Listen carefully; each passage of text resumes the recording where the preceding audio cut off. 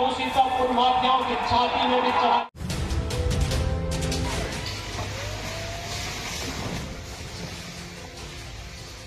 നൂറി മസ്ജിദാണ് ഇപ്പൊ തകർന്നു വീണത്. എല്ലാ പള്ളികളിലേക്കും ഞാൻ ബുൾഡോസർ അഴിച്ചു വിടുമെന്നാണ് യോഗി ആദിത്യനാഥ് എന്ന് പറയുന്ന UP-യുടെ മുഖ്യമന്ത്രി പറയുന്നത്. എല്ലാ പള്ളികളിലേക്കും ഞാൻ ബുൾഡോസർ ഇറക്കി വിടും. എങ്ങനെയുണ്ട്? ജനാധിപത്യ രാജ്യം അത് വെറും ഒരു വാക്ക് മാത്രമാണ്, വെറും പാഴ് വാക്ക്. ജനാധിപത്യം ഇല്ല, മതേതരത്വം ഇല്ല, ആകെയുള്ളത് ഹിന്ദുത്വം. ഏതൊരാള് തമാശക്കാണെങ്കിലും ഒരു കമന്റ് ഇട്ടു, എല്ലാ പള്ളിയുടെ അടിയിലും ലിംഗങ്ങളാണ്, നാളെ ചിലപ്പോൾ ഇത് ലിംഗിസ്ഥാനാവാനുള്ള ഒരു സാധ്യതയുണ്ട്. തള്ളിക്കളയാൻ കഴിയില്ല അത്തരം സാധ്യതകളെ. കാരണം എന്താ വെച്ചിട്ടുണ്ടെങ്കിൽ ഇത് ഹിന്ദു രാജ്യം എന്നല്ലാതെ വേറെ ഒന്നും പറയാനില്ല. മറ്റുള്ള രാജ്യങ്ങളാണെന്നുണ്ടെങ്കിൽ വളരെയധികം ഡെവലപ്മെന്റിലേക്ക് പോയിക്കൊണ്ടിരിക്കുകയാണ്. ഓരോ ദിവസവും പുതിയ കണ്ടുപിടുത്തങ്ങൾ നടത്തുന്നത് പള്ളിക്കടിയിലെ ശിവലിംഗങ്ങൾ തിരയലല്ല. ഈ രാജ്യത്തിന് വേണ്ട, ഈ ലോകത്തിന് വേണ്ട, ഈ ഭൂമിക്ക് ആവശ്യമായ പല കണ്ടുപിടുത്തങ്ങൾ അവർ നടത്തിക്കൊണ്ടിരിക്കുന്നുണ്ട്. പക്ഷേ നമ്മുടെ ഇന്ത്യയിൽ മാത്രമാണ് പിന്തിരിപ്പൻ ചിന്താഗതിയുമായിട്ട് മതേതരത്വമൊക്കെ ചവിട്ടി താഴ്ത്തിക്കൊണ്ട് ചാണകം തിന്ന് ജീവിക്കുന്ന ഒരു കൂട്ടം ആളുകളുള്ളത്. ഏത് രാജ്യത്താണ് ഈ ഒരു അവസ്ഥയുള്ളത്? വേറെ രാജ്യത്തുണ്ട്. അതങ്ങനെ അഫ്ഗാനിസ്ഥാനിലൊക്കെയാണ്, താലിബാനിലൊക്കെയാണ്. അവരൊക്കെയാണ് ഒരു പക്ഷെ മതത്തിന് വേണ്ടി മാത്രം കരയുന്ന, ഉരയ്ക്കുന്ന, തീവ്രവാദപരമായിട്ട് മുന്നോട്ട് പോകുന്ന ആളുകൾ. അഫ്ഗാനിസ്ഥാനിലൊക്കെ അവിടെ മെഡിക്കൽ മേഖലയിൽ പെൺകുട്ടികൾക്ക് പഠിക്കാൻ പാടില്ല എന്നുള്ള ഒരു നിയമമൊക്കെ ഇറക്കിയിട്ടുണ്ട്. അത് അവസാനിപ്പിച്ച് അവിടെ ഇനി പെൺകുട്ടികൾ പുറത്തു പോലും ഇറങ്ങാൻ കഴിയാത്ത രീതിയിൽ, അതേപോലെ മതരാജ്യമാക്കുക എന്നുള്ള ലക്ഷ്യത്തോട് കൂടിയിട്ടാണ് ഇന്ത്യയിലും അതേ നാണയത്തിൽ തന്നെ പണിയെടുത്തുകൊണ്ടിരിക്കുന്നത്. ബംഗ്ലാദേശിലുള്ള പ്രശ്നങ്ങൾ എന്തുകൊണ്ട് നീ കാണുന്നില്ല എന്ന് ചില ആളുകൾ കമന്റ് ഇടുന്നു.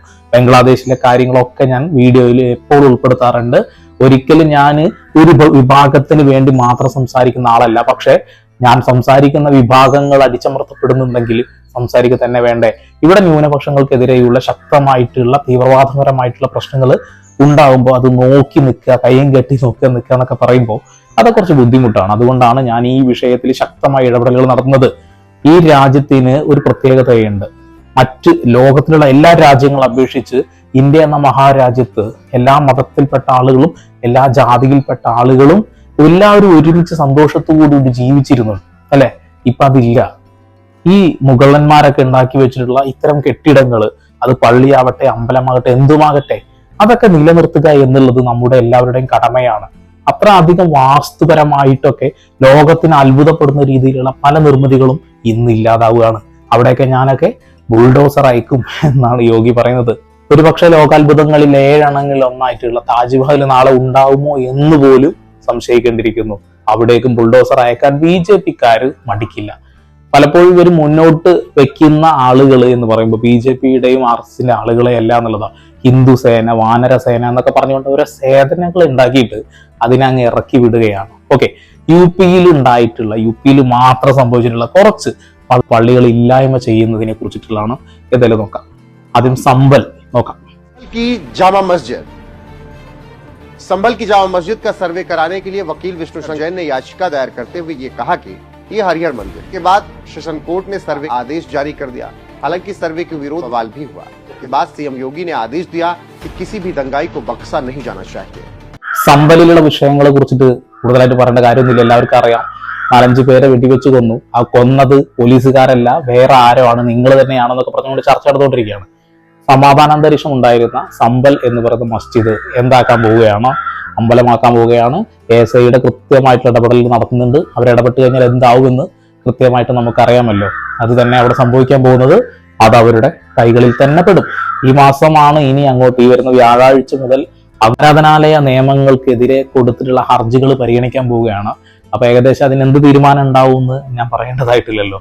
രണ്ടാമത്തത് जामा मस्जिद, बदायूं की जामा मस्जिद को नीलकंठ महादेव मंदिर होने का दावा किया गया। साल अखिल भारतीय हिंदू महासभा के मुकेश पटेल ने जामा महादेव मंदिर होने का दावा ठोकते हुए याचिका सुनवाई लगातार चल रही और इस वक्त बदायूं का ही मुद्दा खूब നീലകണ്ഠൻ എന്ന് പറഞ്ഞാൽ കണ്ടത്തിൽ ആ നീല നിറമുള്ളത് ശിവനാണ്. ശിവക്ഷേത്രമാണ് ഇവിടെ എല്ലായിടങ്ങളിലും വേണമെന്ന് പറയുന്നത്. അപ്പൊ അടുത്ത പള്ളിയുടെ അടിയിൽ എന്തുണ്ട്? പ്രശ്നം നടന്നുകൊണ്ടിരിക്കുന്നുണ്ട്. ഇതിപ്പോ ഞാൻ പ്രശ്നമുണ്ടായ പള്ളികളെ കുറിച്ചിട്ടാണ് പറയുന്നത്. പ്രശ്നങ്ങളില്ലാത്ത പള്ളികൾ വേറെയുണ്ട്, പ്രശ്നങ്ങൾ നാളെ വരാൻ കിടക്കുന്ന പള്ളികൾ. അതിൽ ഏറ്റവും കൂടുതലുള്ളത് UP-യിലൊക്കെയാണെന്നുള്ളത്. പക്ഷെ ഇവർ ബംഗാളിലോട്ടൊന്ന് പോകണം, ബംഗ്ലാദേശിലോട്ടൊന്ന് പോകണം. ബംഗ്ലാദേശിൽ കൃത്യമായിട്ട് ഒരു ഏറ്റവും ഏഷ്യയിലെ ഏറ്റവും ആദ്യത്തെ പള്ളി എന്നൊക്കെ പറഞ്ഞൊരു പള്ളി ഇരിക്കുന്നുണ്ട്. ആ പള്ളിയുടെ ചുമരിലുണ്ട് കുറെ താമരകളും മറ്റുള്ള കാര്യങ്ങളൊക്കെ. ഇവർ പ്രധാനമായിട്ടും എടുത്തു പറയുന്ന കാര്യങ്ങൾ അതൊക്കെയാണല്ലോ. പക്ഷെ ബുദ്ധിയില്ലാത്ത ഈ മണ്ടന്മാര് ഒരു കാര്യം ചിന്തിക്കണം, ഇന്ത്യയിലെ വാസ്തു വിദ്യയെ കുറിച്ചിട്ടൊന്നും ഇവർ യാതൊരു അറിവും ഇല്ല എന്നുള്ളതാണ്. ഇൻഡോ മുസ്ലിം എന്ന ഒരു ആർക്കിടെക്ചർ അല്ലെങ്കിൽ ആ ഒരു വാസ്തുവിദ്യയാണ് ഇത്തരം കാര്യങ്ങൾക്ക് ഈ പുരാതനമായിട്ടുള്ള എല്ലാ ബിൽഡിങ്ങുകൾക്കും ഇന്ത്യയിൽ ഉണ്ടാക്കിയിരുന്നത്. ഓരോ കാലഘട്ടത്തിൽ ഓരോ സംസ്കാരത്തിനനുസരിച്ച് നമ്മളെ നാട്ടിലുള്ള വീടുകൾക്ക് തന്നെ രൂപത്തിൽ ഒരുപാട് മാറ്റങ്ങൾ ഉണ്ടാവും അല്ലെ. അത് തന്നെയാണ് ആ ഒരു കാലഘട്ടത്തിൽ ഇന്ത്യയിൽ ഉണ്ടായിരുന്ന ഏതൊരു മുഗൾ ചക്രവർത്തിമാരുണ്ടാക്കിയ ബിൽഡിങ്ങിനും ആ ഒരു പ്രത്യേകത കാണാൻ കഴിയും. जौनपुर की अटाला मस्जिद, जौनपुर की मशहूर अटाला मस्जिद में मंदिराज वाहिनी एसोसिएशन ने जौनपुर कोर्ट में मुकदमे में वहां पर पूजा का अधिकार दिए जाने की मांग। अटाला मस्जिद प्रशासन की तरफ से अब इस मामले के खिलाफ इलाहाबाद हाईकोर्ट को तय करना है कि जौनपुर की अदालत में मुकदमे की सुनवाई हो सकती है. ജോൺപൂരിലുള്ള ജുമാ മസ്ജിദിന്റെ മുകളിലേക്കും അവരെന്ത് വെച്ചിട്ടുണ്ട്, കൈവച്ചിട്ടുണ്ട്. ഇനിയും ഒരുപാട് പള്ളികളിൽ അവർ കൈവയ്ക്കാൻ നിൽക്കുന്നുണ്ട്. ഇപ്പൊ അടുത്തതിനാണ് അവരെന്ത് കൊടുത്തിട്ടുള്ളത്, ഹർജി കൊടുത്തിട്ടുള്ളത്. ഒക്കെ ഹിന്ദു സേന, വാനരസേന, മറ്റേ സേന എന്നൊക്കെ പറഞ്ഞിട്ട് ഒരുപാട് സേനകളുണ്ട്. वाराणसी का ज्ञानवापी पक्ष का दावा है कि यहाँ पर भगवान विश्वेश्वर का ज्योतिर्लिंग था, जिसे तोड़कर और अपनी मस्जिद बनवाई. वाराणसी की ज्ञानवापी को लेकर अब तक सर्वे हो चुका है, मामले कोर्ट में है. ESI की रिपोर्ट के अनुसार ज्ञानवापी पहले पुराने मंदिर के अवशेषों पर यहाँ पर मस्जिद बनाई. कोर्ट में खंडित मूर्तियां और हिंदुस्तान प्रमाण. ഈ ഗ്യാൻവാബി പള്ളിയുമായി ബന്ധപ്പെട്ടുകൊണ്ടാണ് ഒരു പക്ഷേ ആദ്യത്തിൽ ഒരു വലിയ വിഷയം ഉണ്ടാവുന്നത്. ബാബരി കഴിഞ്ഞിട്ട് ഗ്യാൻവാബിയിൽ ആണ് പ്രശ്നം ഉണ്ടാവുന്നത്. ഗ്യാൻവാബി പള്ളിയിൽ വുദു എടുക്കുന്ന ആ ഒരു ഡ്രമ്മിന്റെ അകത്ത് എന്ത് ശിവലിംഗം ഇരിക്കട്ടെന്ന് പറയുന്നത്. ശിവലിംഗത്തിന് ആ ഒരു രൂപം അല്ലാന്ന് എല്ലാവർക്കും അറിയാം. എന്നാലും അതാണെന്ന് പറഞ്ഞുകൊണ്ടാണ് അവർ ആദ്യ പ്രശ്നം ഉണ്ടാക്കുന്നത്. പിന്നെ ചുവരിൽ എന്തുണ്ട്, കൊത്തുപണികളുണ്ട്. കൊത്തുപണികളെ കുറിച്ചിട്ട് ഞാൻ പറഞ്ഞു കഴിഞ്ഞു. അതാണ് ഇൻഡോ മുസ്ലിം വാസ്തുവിദ്യ. ഇതിനെക്കുറിച്ച് വിക്കിപീഡിയ അറിഞ്ഞാലും കിട്ടും. സ്കൂളുകളിൽ നമ്മൾ പഠിക്കുമ്പോൾ തന്നെ വാസ്തുവിദ്യ, വാസ്തുശാസ്ത്രത്തെ കുറിച്ചിട്ടൊക്കെ പഠിക്കുമ്പോൾ കൃത്യമായിട്ട് എത്ര വാസ്തുശാസ്ത്രങ്ങൾ വിദ്യകളുണ്ട് എന്ന് നമുക്ക് വായിക്കാനും കഴിയും. ഇതൊക്കെ എല്ലാവർക്കും അറിയുന്ന കാര്യമാണ്. പക്ഷെ അതിനെ വേറൊരു രീതിയിലേക്ക് മാറ്റിയെടുക്കുക എന്ന് പറയുമ്പോൾ അത് വല്ലാത്ത സംഭവമാണ് അല്ലെ. ഓക്കെ, ഇനി കഴിഞ്ഞിട്ടൊന്നുമില്ല. ഇനിയിപ്പോൾ ആരും അറിയാതെ പോയ ഒരു സംഭവമുണ്ട്. 185 വർഷം പഴക്കമുള്ള ഒരു പള്ളി തകർത്തിട്ടുണ്ട്. മെനഞ്ഞാന്നാണ്. അതിന്റെ വാർത്ത കണ്ടപ്പോഴാണ് ഞാൻ ബാക്കിയുള്ളതും കളക്ട് ചെയ്തത്. अवैध निर्माण को लेकर PWD ने नूर मस्जिद को नोटिस दिया. मस्जिद कमेटी ने कार्रवाई की बात कही लेकिन किया कुछ नहीं. नियमों के मुताबिक PWD ने अवैध हिस्से पर बुलडोजर चलाया. अब इस कार्रवाई को लेकर एक नया नैरेटिव बनाया जा रहा है. PWD ने जो नियम के तहत कार्रवाई की, उस कार्रवाई को मुसलमानों के खिलाफ. നൂറി എന്ന ഒരു പള്ളി UP-യിലാണ്. ഈ പള്ളി 185 വർഷം പഴക്കമുള്ള പള്ളിയാണ്. ഈ പള്ളി തകർക്കാൻ ഇവർ പറഞ്ഞ ഒരു കാര്യം എന്താണെന്നറിയോ? PWD വർക്ക് നടക്കുന്നു, റോഡ് ഒന്ന് വികസനം ഒന്ന് വലുതാക്കണം. അതിനു വേണ്ടിയിട്ടാണ് ഇത്രയും വർഷം പഴക്കമുള്ള പള്ളി തകർത്തെറിഞ്ഞത്. ആദ്യം നോട്ടീസ് അയച്ചു. നോട്ടീസ് അയക്കുന്നത് എന്തിനാണെന്നറിയോ? ഞങ്ങളോട് പേരുണ്ട്, ആൾക്കാരുടെ അടിയിൽ നിന്ന് മാറിയെന്നുള്ളൂ. അതിനു വേണ്ടിയിട്ട്. അല്ലാതെ നോട്ടീസ് അയക്കുന്നത് വേറെ ഒന്നിനല്ല. വരുന്നു, പൊളിക്കുന്നു. ഒരു മനുഷ്യനാവുന്ന ആ സമയത്തില്ല, ആരുമില്ല. നട്ടുച്ചയ്ക്ക് വന്ന് അങ്ങോട്ട് പൊളിച്ച് തകർത്ത് അവരാ പോയി. എങ്ങനെയുണ്ട്? ഇനിയിപ്പോ അമ്പലമാണോ പള്ളിയാണോ ക്രിസ്ത്യൻ പള്ളിയാണോ ഒന്നും വിചാരിക്കണ്ട. അങ്ങനെ വർഷങ്ങളോളം പഴക്കമുള്ള, എത്രയോ വർഷങ്ങളോളം പഴക്കമുള്ള കെട്ടിടങ്ങളൊക്കെ സംരക്ഷിക്കുക എന്നുള്ളൊരു കടമ നമുക്കില്ലേ? ചോദിക്കുകയാണ്. ഒരു അമ്പലം വേണമെങ്കിൽ നമുക്ക് പണിയാം, ഇനിയും പണിയാം. അത് ഏതോ കാലഘട്ടത്തിൽ പൊളിച്ചതാണ്, പിടിച്ചെടുത്തതാണെന്നൊക്കെ പറഞ്ഞുകൊണ്ട് ഇപ്പൊ അത് തകർത്തിട്ട് എന്ത് നേട്ടമാണുള്ളത്? അതൊക്കെ നമ്മുടെ ഈ രാജ്യത്തിന്റെ മുഖമുദ്രയായി നിൽക്കുന്നതാണ്. ഇതൊക്കെ ആളുകൾ അന്തം വിട്ട് നിൽക്കുന്ന ഒരു അവസ്ഥയാണ്. കാരണം എന്താ വെച്ചാൽ, അയ്യോ എന്ത് രസമുള്ള സ്ട്രക്ചറുകളാണ് ഇവിടെ, പള്ളികളാണെങ്കിലും അമ്പലങ്ങളാണെങ്കിലും എന്ന് പറയുമ്പോൾ നമുക്ക് തന്നെ ഇന്ത്യയിൽ മതേതരത്വം അതൊക്കെ കേൾക്കുമ്പോൾ തന്നെ നമുക്കൊരു ഇതിലിടും. അതൊക്കെ തകർക്കാൻ ഇവർ എന്തിനാണ് ഇങ്ങനെ മുതിരുന്നതെന്ന് എനിക്ക് പിടുത്തം കിട്ടാത്തത്. ഇത്ര അധികം പ്രശ്നങ്ങളൊക്കെ ഉണ്ടാക്കുന്ന ഈ യോഗി എന്ന് പറയുന്ന മനുഷ്യന്റെ ഒരു മനോഭാവം എന്താണെന്ന് കാണണമെങ്കിൽ ഈ നൂറി എന്ന പള്ളി തകർത്തതിന് ശേഷം നമ്മുടെ യോഗി ആദിത്യനാഥ് ഒരു സമ്മേളനത്തിൽ പറഞ്ഞ കുറേ വാക്കുകളുണ്ട്. രോമാഞ്ചിഫിക്കേഷൻ ആണ് UP-യിലുള്ള മണവണഞ്ചന്മാർക്ക്. ഒന്ന് കേട്ടോക്കാം.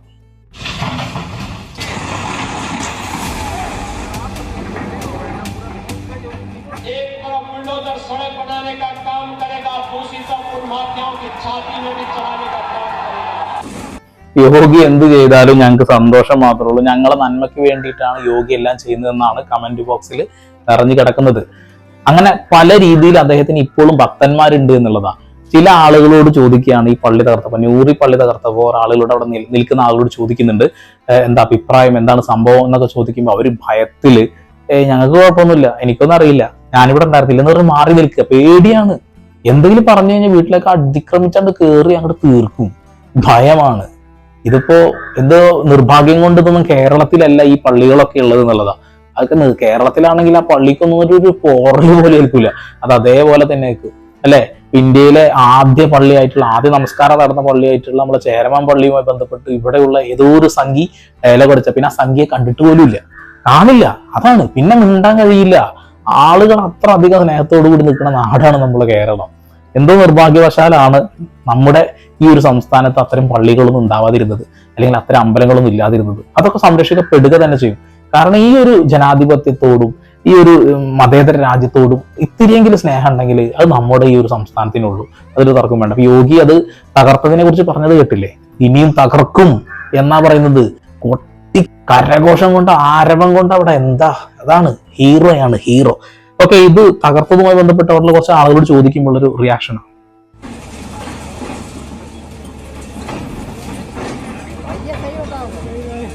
हमारी इबादत गाहों को टारगेट किया जा रहा है, डोजर चला दिया जाता है या तोड़ दिया जाता है, ये हम इसको अच्छा नहीं समझते हैं। बुलडोजर की कार्रवाई चलाना सरासर इंसाफ के खिलाफ है. ഇത് ഞങ്ങളുടെ നേരെയുള്ള അതിക്രമമാണ്, ഇത് മനഃപൂർവ്വം ചെയ്യുന്നതാണ് എന്നാണ് പറഞ്ഞുകൊണ്ടിരിക്കുന്നത്. സത്യമാണത്. ഇവിടെയുള്ള ന്യൂനപക്ഷങ്ങൾക്കെതിരെ തന്നെയാണ് ഇവിടെയുള്ള ഭരണകൂടം നിലനിൽക്കുന്നത് എന്നുള്ളതാണ്. ഏതാണ് ഒരു ജഡ്ജി ഒരു ഡയലോഗ് അടിച്ചല്ലോ, ഇത് ഭൂരിപക്ഷമായിട്ടുള്ള ഹിന്ദുക്കൾ ഭരിക്കുന്ന രാജ്യമാണ്, ഇത് ഹിന്ദുക്കളുടെ രാജ്യമാണ്, അവർക്ക് തന്നെ ആധിപത്യം വേണം, അവർ തന്നെ എല്ലാം ചെയ്യട്ടെ എന്ന് പറഞ്ഞുകൊണ്ട് ഇപ്പൊ ആപ്പിലായിട്ട് ഒരാളുണ്ട്. കോൺഗ്രസ് നേതാക്കന്മാർ അത്, പിന്നെ മുസ്ലിം ലീഗിന്റെ MP-മാരൊക്കെ അദ്ദേഹത്തിനെതിരെ കംപ്ലൈന്റും കാര്യങ്ങളൊക്കെ കൊടുത്തിട്ടുണ്ട് അല്ലെ. അപ്പോൾ ഇത് അവർക്ക് വേണ്ടിയിട്ടുള്ള ഒരു രാജ്യമായിട്ട് മാറുന്നത് നമ്മൾ കുറേയേറെ കണ്ടിട്ട്, ബാബരി മസ്ജിദിലൊക്കെ ഒരു തെളിവും ഇല്ലാതെ പോലും അവർക്ക് വേണ്ടി അത് വിട്ടുകൊടുക്കേണ്ട എന്ത് കാര്യമുള്ളത്? ഒരു കാര്യമില്ല. ഒരു അമ്പലം അപ്പുറത്താണ്ട് കെട്ടിക്കോ എന്ന് പറഞ്ഞ പോലെ. ഇനി അമ്പലം കെട്ടുന്ന സമയത്ത് ഉണ്ടായ അവസ്ഥ അറിയില്ല. 1800 കോടി രൂപ ചെലവഴിച്ചിട്ടാണ് ഈ ഒരു അമ്പലം കെട്ടിയിട്ടുള്ളത്. 1250 കോടി രൂപ ഈ ഒരു ചുറ്റിലുമുള്ള ആളുകളെ ഒഴിപ്പിക്കാനും മറ്റുള്ള കാര്യങ്ങൾക്കും വേണ്ടിയിട്ട് നമ്മുടെ എല്ലാവരുടെയും നികുതി പണം പോലും എടുത്തിട്ട് ഉപയോഗിച്ചിട്ടുണ്ട്. ഇതൊരു സംഘടനയുടെ കാര്യമാണെങ്കിൽ ആ സംഘടന ചെയ്യുക. ഇതൊരു രാജ്യത്തിന്റെ കാര്യമല്ല. പലപ്പോഴും പറയും രാജ്യത്തിന്റെ കാര്യമേ അല്ല ഇവിടെയുള്ള ആരാധനാലയങ്ങൾ തകർക്കുന്ന എന്ന് പറയുന്നത്, പുനഃസ്ഥാപിക്കുക എന്ന് പറയുന്നത്. അത് നിങ്ങളുടെ മാത്രം ആവശ്യമാണ്, നിങ്ങളുടെ മാത്രം കാര്യമാണ്. അതിന് പണം കണ്ടെത്തേണ്ടത് നിങ്ങളാണ്, അല്ലാതെ നമ്മുടെ പൈസ, നമ്മുടെ നികുതി പണത്തിൽ നിന്ന് എടുത്തിട്ട് ചെയ്യരുത്. അങ്ങനെ കുറെ ഉളത്തരം ചെയ്തിട്ടുണ്ട്. എത്രയോ ആളുകൾ അടിച്ചു ഓടിച്ചിട്ടുണ്ട് സാധാരണക്കാരെ. കുറെ ഏക്കർ കണക്കിന് ഭൂമിയാണ് അവർ കൈയേറ്റം ചെയ്തിട്ടുള്ളത് എന്നുള്ളതാണ്. ഈ അടുത്തൊരു പള്ളിയെ കുറിച്ചിട്ട് ഒരു കാര്യം കൂടി പറയുന്നുണ്ട്, അതുകൂടി കേൾക്കാം. मस्जिद क्या वाकई अटला देवी का मंदिर है? हिंदू पक्ष के दावे में कितना दम है? हिंदू पक्ष का जो दावा है उसके पीछे का आधार क्या है? इस बात को समझने के लिए इस वक्त हम जौनपुर के अटला मस्जिद के पास पहुंचे हैं। सबसे पहले यहाँ की आपको हम तस्वीर दिखाने की कोशिश कर रहे हैं कि मस्जिद का देखिए ये मुख्य गेट है। यहाँ पर सबसे ऊपर की अगर आपको तस्वीर दिखाने की कोशिश करें तो यहाँ पर इस झंडा वो फहरा रहा है। इसको आर्कियोलॉजिकल सर्वे ऑफ इंडिया यानी ASI ने एक्वायर कर लिया है, जिसका साफ तौर पे दिखाई भी पड़ रहा है। हिंदू पक्ष के उस दावे की ओर हम जिक्र करना चाहेंगे जिसे लेकर ये कहा जा रहा है कि ये मस्जिद नहीं बल्कि मंदिर है।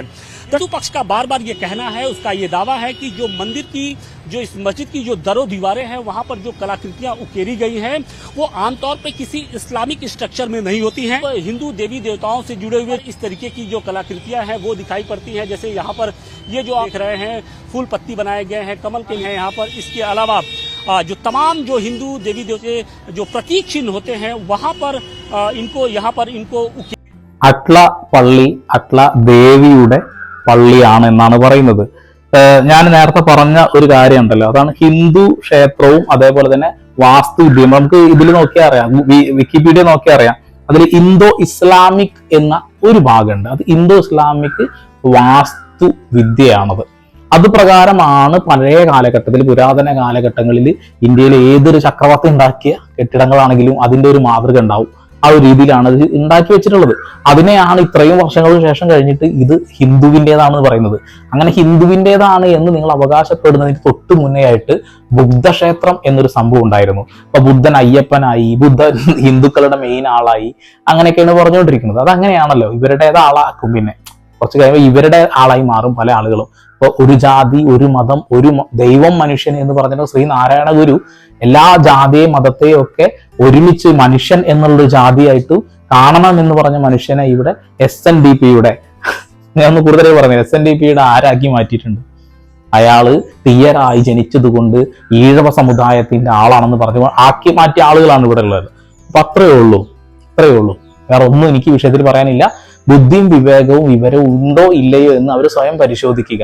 തലക്കകത്ത് ചാണകം മാത്രമാണോ ഉള്ളതെന്ന് സ്വയം ഒന്ന് പരിശോധിക്കുക. അതിന്റെ അപ്പുറത്തേക്ക് നമുക്കൊന്നും പറയാൻ കഴിയില്ല. കാരണം മുത്തിനെ വേണമെങ്കിൽ നമുക്ക് വേദമോദി പഠിപ്പിക്കാൻ ചിലപ്പോൾ കഴിഞ്ഞെന്ന് വരും. ഒരിക്കലും ഒരു സംഖ്യയെ അങ്ങനെ ചെയ്യാൻ കഴിയില്ല. അപ്പൊ ഇവര് RSS അല്ല ഇതിനെല്ലാം പിന്നിൽ എന്ന് പറയുന്ന ആളോട് എനിക്ക് പറയാനുള്ളത്, ഇവരൊക്കെ പോഷക സംഘടനകളാണ്. ഇവർക്കൊരൊറ്റ ലക്ഷ്യമുള്ളൂ, ഹിന്ദു രാജ്യം. ഓക്കെ, അപ്പോ നാളെ ഭാവിയിൽ 7 ലോകാത്ഭുതങ്ങളിൽ നമ്മുടെ താജ്മഹൽ ഉണ്ടാവില്ല. അത് സംശയിക്കേണ്ട കാര്യമൊന്നുമില്ല, ഉണ്ടാവില്ല. അതിനവരെന്താക്കി മാറ്റും? ശിവക്ഷേത്രമാക്കി മാറ്റും. ആ പള്ളിയുടെ അടിയിൽ എന്തുണ്ട്? ശിവനുണ്ട് എന്നൊക്കെ പറഞ്ഞുകൊണ്ട് ഓൾറെഡി ഇവിടെ തുടങ്ങിയിട്ടുണ്ട്. ഇത് നമ്മൾ ഇന്നോ ഇന്നലെയോ കേൾക്കുന്ന കാര്യങ്ങളല്ല. നമ്മൾ ഇപ്പൊ തകർത്തു എന്ന് പറയുമ്പോൾ, അപ്പൊ നൂറി പള്ളി തകർത്തു എന്ന് പറയുമ്പോൾ തകർത്ത് കഴിഞ്ഞോ എന്നൊരു സാധനമായി മാറി. നമുക്ക് കൗതുകമൊന്നുമില്ല ഇപ്പോ. കഴിഞ്ഞോ, നമ്മൾ പ്രതീക്ഷിക്കുന്നതാണ് എന്ന രീതിയിലാണ്. ഇനിയും ഉണ്ടോ, രാജസ്ഥാനിലുണ്ട് ഇന്ത്യയിലെ ഏറ്റവും പഴക്കമുള്ളൊരു പള്ളി. ആ പള്ളിയിലേക്കൊക്കെ ഇനി ഇവർ കയറും, ഒരു സംശയവും വേണ്ട. കാരണം അതിന്റെ വാസ്തു വിദ്യയൊക്കെ ഏകദേശം ഇതേ സാമ്യതയിലുള്ളത് തന്നെയാണ് എന്നുള്ളതാണ്. ഓക്കെ, നിങ്ങൾക്കത് ഇൻഫോർമേറ്റീവ് ആയിട്ടുള്ള വീഡിയോ ആയിട്ട് തോന്നുകയാണെന്നുണ്ടെങ്കിൽ പരമാവധി ഷെയർ ചെയ്യുക. അത്ര പറയുന്നുള്ളൂ. ചാനൽ ഇഷ്ടപ്പെടുന്നുണ്ടെങ്കിൽ സബ്സ്ക്രൈബ് ചെയ്യുക, ബെല്ലൈക്കൻ ഉള്ള ചെയ്യുക. വീണ്ടും പുതിയ വാർത്താവിശേഷങ്ങളുമായി ഞാൻ വരും. അതിലേക്ക് സന്ദീപ് എടപ്പാൾ സൈനിങ് ഓഫ്.